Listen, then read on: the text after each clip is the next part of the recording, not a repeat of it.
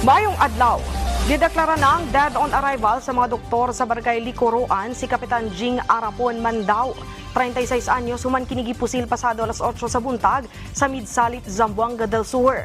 Sumala sa investigasyon sa Police Regional Office 9, gikan sa Barangay Poblasyon ang biktima ug pauli na sa Barangay Licoroan sakay sa motorsiklo nga gimaneho sa iyang driver.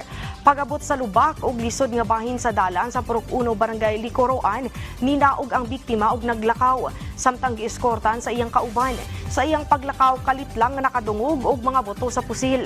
Dali silang midagan sa iyang kauban apan wala kini kabantay nga naigo na diay si Kapitan Jing. Daling nitabang ang mga residente sa kapitan nga nakahiagom og daghang samad pinusilan. Gitanaw sa mga otoridad ang posibleng motibo lakip na ang personal nga panagbangi. Padayon ang investigasyon sa kapulisan aron mailhan ug madakpan ang responsable. Mubalor sa kapin 6 million pesos nga kantidad sa gituang shabu ang nasakmit sa mga otoridad sa Lanao del Sur atol sa gipahigayong bypass operation. Sikop sa otoridad ang tulo ka mga individual atol sa gipahigayong drug bypass operation niadtong Marso 24 ning tuiga sa Barangay Pantar, Lumbatan, Lanao del Sur. Nakumpiska kanila ang anaa sa 1,000 ka gramo sa ginudahang shabu nga gibana-bana ang mukantidad sa kapin kun kulang 6.8 million pesos.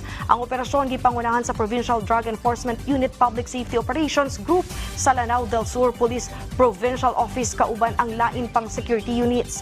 Ning kasamtangan ana-ana sa kusodiya sa otoridad ang mga sospek, lakip na ang nakumpiskang iligal nga droga alang sa tukmang disposisyon.